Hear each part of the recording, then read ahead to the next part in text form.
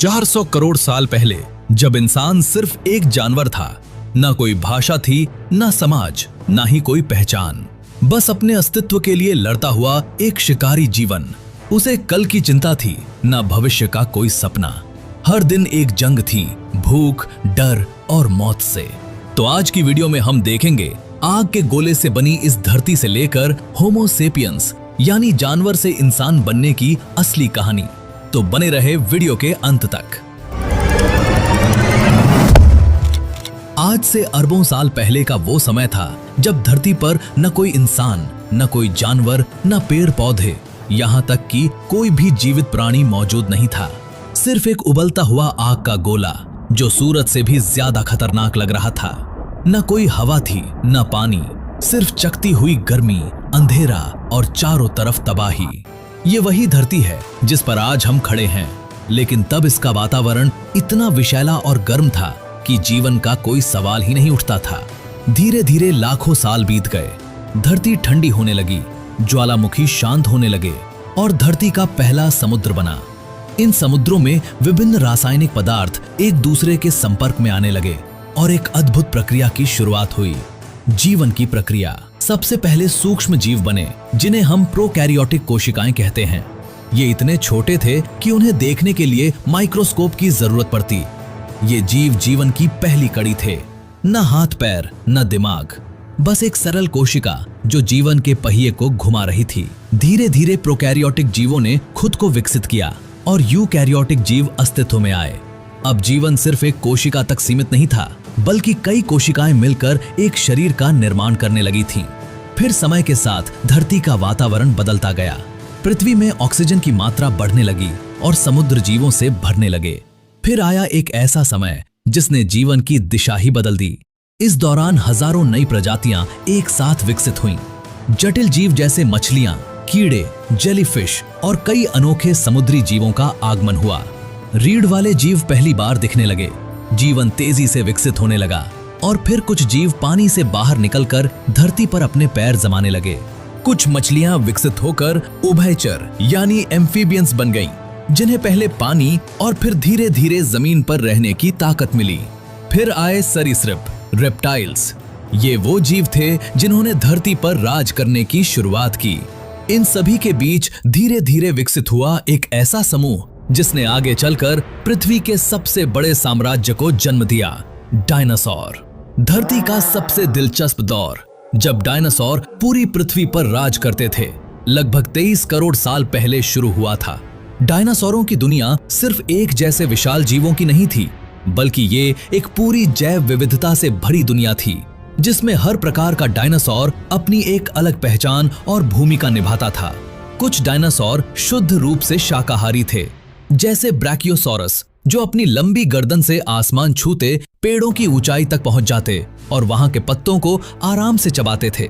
इनके विशाल शरीर और शांत स्वभाव के बावजूद इनके आसपास हमेशा सतर्कता बनी रहती थी, क्योंकि शिकारी हर कोने में छिपे होते थे। वहीं ट्राइसेराटॉप्स जैसे डायनासोर अपने बड़े और मजबूत सींगों के साथ नजर आते थे, शांत स्वभाव वाले, मगर जरूरत पड़ने पर अपने दुश्मनों से भिड़ जाने वाले योद्धा। दूसरी ओर मांसाहारी डायनासोरों की दुनिया कहीं ज्यादा खौफनाक थी। टायरानोसॉरस रेक्स को कौन नहीं जानता, विशालकाय जबड़े, नुकीले दांत और राक्षसी ताकत, जिसने इसे अपने समय का सबसे खतरनाक शिकारी बना दिया था। पर इससे कम खतरनाक नहीं थे वेलोसिरैप्टर्स। आकार में भले ही छोटे थे, मगर चालाकी, तेजी और टीम वर्क से अपने शिकार को चौंका देते थे। लेकिन डायनासोरों की कहानी सिर्फ धरती तक सीमित नहीं थी।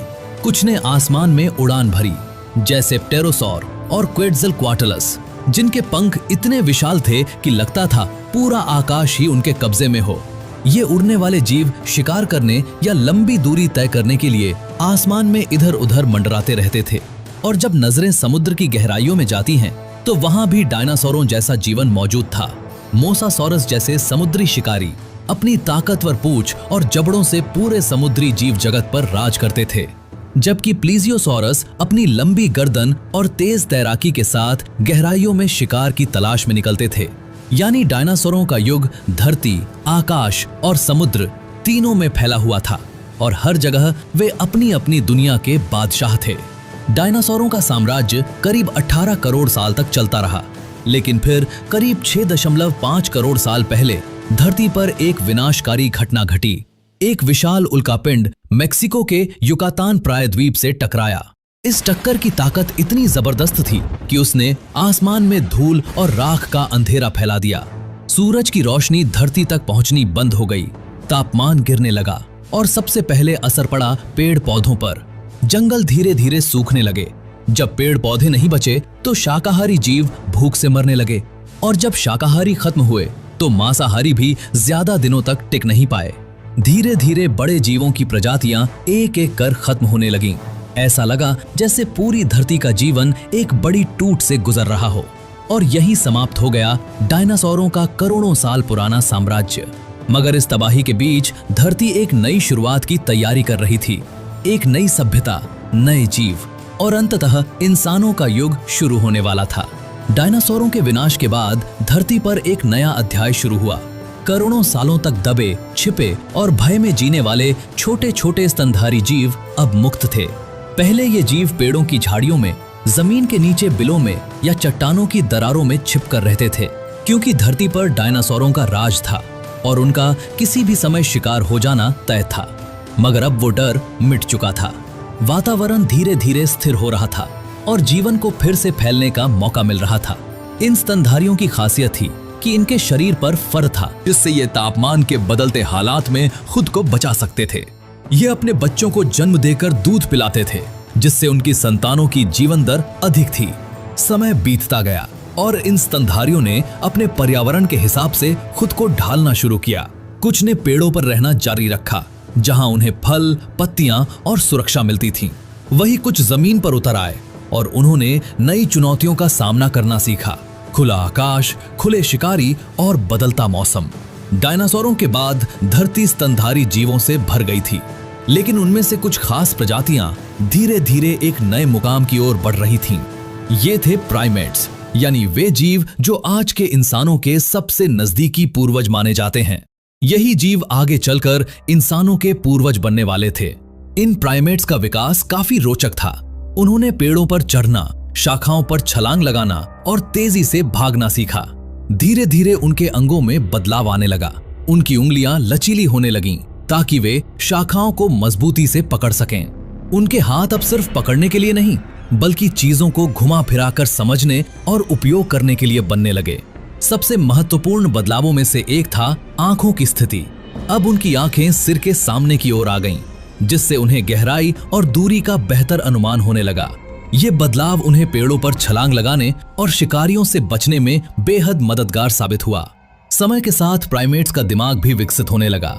वे अब छोटे समूहों में रहने लगे, मिलजुल कर भोजन ढूंढते और एक दूसरे को खतरे से सावधान करते। सामाजिक जीवन की शुरुआत यहीं से हुई। समूहों में रहना और एक दूसरे से संकेतों के जरिए संवाद करना उनके दिमागी विकास का एक बड़ा कारण बना। धीरे धीरे शरीर में और भी बदलाव आने लगे। कुछ प्राइमेट्स ने जमीन पर ज्यादा समय बिताना शुरू किया। शाखाओं पर लटकने वाले हाथ अब जमीन पर चलने में भी इस्तेमाल होने लगे। रीढ़ की हड्डी में हल्का झुकाव आया और शरीर की बनावट ऐसी होने लगी कि वे कुछ समय के लिए दो पैरों पर खड़े हो सकें। यही वो समय था जहां इंसान बनने की दिशा में पहला कदम रखा गया। दो पैरों पर खड़े होना सिर्फ एक शारीरिक बदलाव नहीं था, ये संकेत था एक नई सोच, एक नए दृष्टिकोण और धरती पर आने वाले सबसे जटिल जीव मनुष्य की शुरुआत का। आज से लगभग 20 लाख साल पहले इंसानी विकास की यात्रा ने एक नया मोड़ लिया। होमो इरेक्टस का उदय हुआ, जिसका अर्थ है सीधा खड़ा होने वाला मानव। लेकिन दिमाग अभी भी बंदरों जैसा छोटा था। ये बदलाव हमें ये बताता है कि इंसान का दिमाग बाद में विकसित हुआ, पर दो पैरों पर चलने की कला सबसे पहले आई। ये हमारे पूर्वजों की विकास यात्रा में एक बेहद अहम पड़ाव था। होमो इरेक्टस न सिर्फ दिखने में पहले के प्राइमेट से अलग था, बल्कि इसकी क्षमताएं भी कहीं अधिक विकसित थीं। इनका मस्तिष्क पहले की तुलना में बड़ा और अधिक जटिल हो चुका था, जिससे सोचने, समझने और समस्याओं को हल करने की क्षमता बढ़ी। इनकी सबसे खास बात थी इनका शरीर। ये पूरी तरह दो पैरों पर सीधा चल सकते थे, जिससे इन्हें लंबी दूरी तय करने में आसानी होती थी। होमो इरेक्टस ने न सिर्फ चलना सीखा, बल्कि अपने हाथों का इस्तेमाल औजार बनाने के लिए करना शुरू कर दिया। पत्थर को तराश कर हथियार बनाना, लकड़ियों से साधारण उपकरण तैयार करना, ये सब उनके जीवन का हिस्सा बन गया था। लेकिन जो चीज उनके जीवन में सबसे बड़ा बदलाव लेकर आई वो थी आग का प्रयोग। आग को नियंत्रित करना और उसका इस्तेमाल करना मानव इतिहास की सबसे क्रांतिकारी खोजों में से एक था। इससे खाना पकाना संभव हुआ, जिससे भोजन को पचाना आसान हो गया और पोषण भी बढ़ा। आग ने उन्हें ठंड से बचाया, जिससे अब वे ठंडे इलाकों में भी जीवित रह सकते थे। और सबसे अहम, आग ने उन्हें रात के अंधेरे और जंगली जानवरों से सुरक्षा दी। इस सब के साथ साथ एक और सामाजिक बदलाव हुआ। लोग आग के चारों ओर इकट्ठा होने लगे। हाथ कुल्हाड़ी, नुकीले भाले और पत्थर की चाकू, खुरचनी जैसे औजार तैयार किए जाने लगे।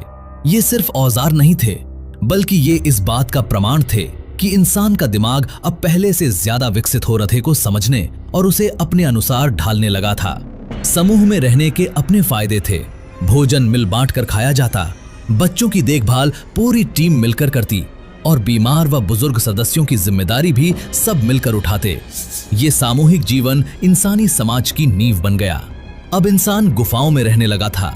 अंदर आग जलाकर रात बिताना, ठंड में बचना और सुरक्षा महसूस करना, ये गुफाएं इंसानों के पहले घर बन चुकी थीं। लेकिन गुफाएं सिर्फ ठिकाना नहीं थीं, ये पहली कला की जन्मभूमि बनने वाली थीं। दुनिया भर की पुरानी गुफाओं में आज भी ऐसे चित्र मिलते हैं जिनमें हिरण, भैंसे, हाथी और इंसानों की आकृतियां उकेरी गई हैं। इन चित्रों ने इतिहास को एक नया आयाम दिया, क्योंकि अब इंसान केवल जी नहीं रहा था, वो सोचने, महसूस करने और अपनी भावनाओं को व्यक्त करने लगा था।